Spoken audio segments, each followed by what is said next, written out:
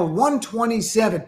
It is Tuesday, December 15th, one day after Joe Biden locked up the Electoral College.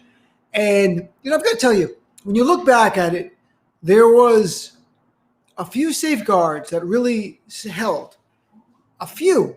Now, you can look at ones from Republican officials doing the right thing. There's a couple. And the fact that we control the House means that on January 6th, when Congress meets in a joint session, they can't overturn the election, even though Republicans would. If they had their chance, they would. They reject democracy. This is what we're dealing with now. But something really held up really well, and I think that it should be talked about a little bit more. And that was the judiciary, our court system.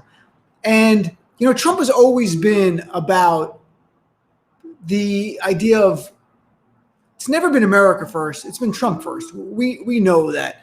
And that's what Trump is about. Trump is a guy who believed that anyone who worked for him, anyone he appointed or hired in his own mind, would stay loyal to him, including the federal judges he appointed. He appointed 229 federal judges to the court, including 3 very visible ones to the Supreme Court. And clearly, Trump, in his view, and you've seen it, how many times did he slam decisions adverse to his administration, saying these judges were Obama judges, meaning that they were loyal to Obama. In his view, judges are loyal to the president who appoints them. So with that mindset, Donald Trump talked about in September that he had to fill the open seat left by the late Justice Ruth Bader Ginsburg, because he said openly that the election's going to go to the Supreme Court, and I don't want it 4-4. We're going to end up in the Supreme Court. And just a few weeks ago, he was saying at the end of November on Fox Business, talking about he wants judges to be brave, which of course means loyal to Trump. That's what Trump wanted. That's what he expected. He expected these judges, when they heard cases dealing with his election fraud BS, they would side with him. But like in a scene from Shakespeare's Julius Caesar, these Brutuses, in his eyes, repeatedly etude him. That's right. In their moment of need, Trump's moment of need, the judges he appointed, the very ones he appointed, 8 of them heard post-election lawsuits by Trump or his allies. And out of those 8, how many ruled for Donald Trump? 0. 0 out of 8. Every single one chose the U.S. Constitution over Donald Trump. And Trump expected they would be more loyal to him as the person who appointed them or hired them than to the Constitution. They did, including his very latest, Amy Coney Barrett, he put to the Supreme Court. And despite Trump's lies, I think it's really important to look at it. And Trump has said things like, oh, they wouldn't let us have our day in court. He kept saying that over and over. They wouldn't let us put the evidence in, exact quote from him. It was a lie. Over 86 judges around the nation, including 38 appointed by Republicans, heard the cases by Donald Trump's lawyers, Rudy Giuliani and others, and Trump allies, and all their efforts to overturn the will of the people and insert Donald Trump as an emperor, as a king, as a fascist leader. Guess what? He lost. It was like 55-1. The one case they got that they won was early on, had nothing to do with the counting the ballots now. I've got to tell you, the most damning opinions against Donald Trump, which showed these guardrails worked, were ones from judges he actually appointed. There was, a couple weeks ago, Third Circuit Court of Appeal, which is the New York, New Jersey, Pennsylvania area, Judge Stephanos Bilbas, his last name is. He was appointed by Donald Trump in 2017. He had clerked for Justice Anthony Kennedy, a true Republican conservative. Well, he wrote the opinion of this 3-judge panel. And the other 2 judges were Republican nominees, appointees as well, not by Trump, by other ones. Slammed Trump. Slammed. This is the case Rudy Giuliani argued. And in this very lawsuit, the opinion of the judge, I think, is so telling. It said, voters, not lawyers, choose the president. Ballots, not briefs, decide elections. Then he went on to the crux of the allegation of Donald Trump about unfairness and fraud. The judge said, yeah, this is serious, but he added this: charges require specific allegations and then proof. And then said about Trump, we have neither here. And this is the bottom line. Donald Trump, on television and on Twitter, yelled there was fraud, fraud, fraud. His lawyers in almost all the cases were not even asserting fraud.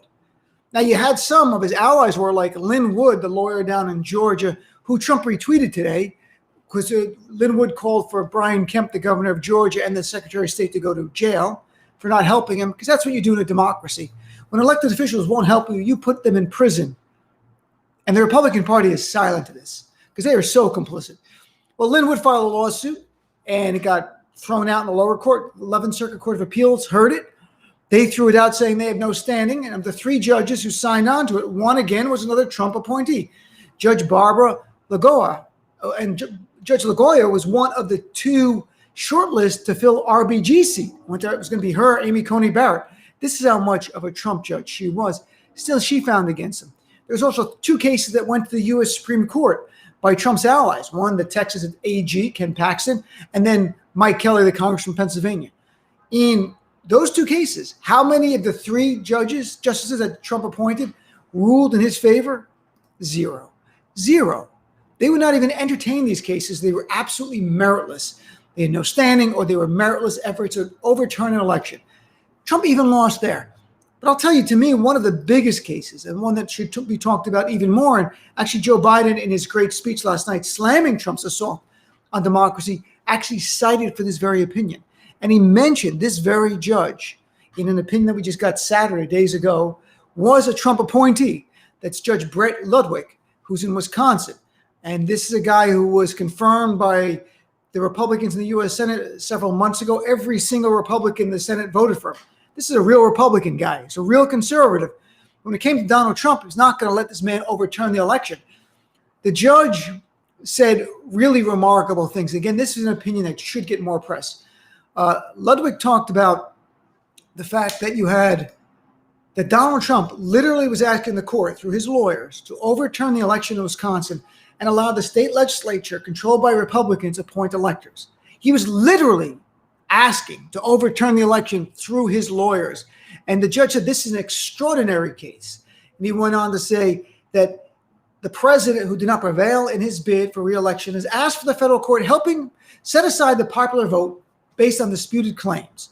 The judge added that if he granted the request of Donald Trump, it would probably be, quote, the most remarkable ruling in the history of this court and the federal judiciary.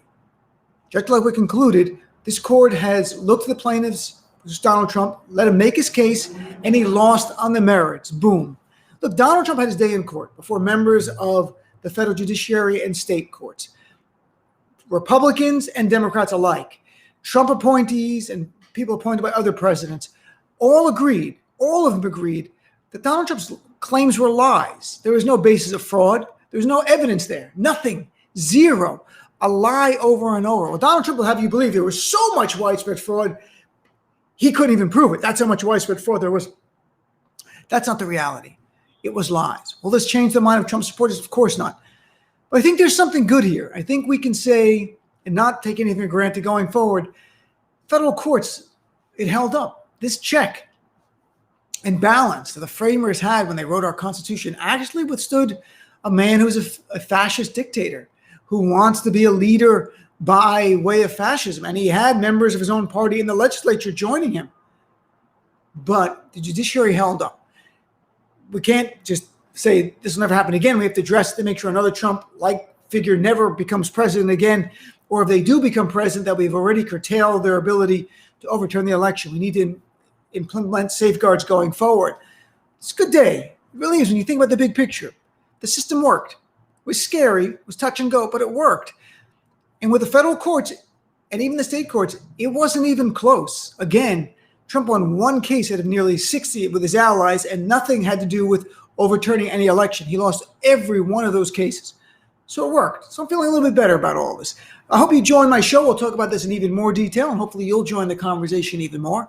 Channel 127 on Sirius XM. And again, if you don't subscribe, go to SiriusXM.com. There's free trials.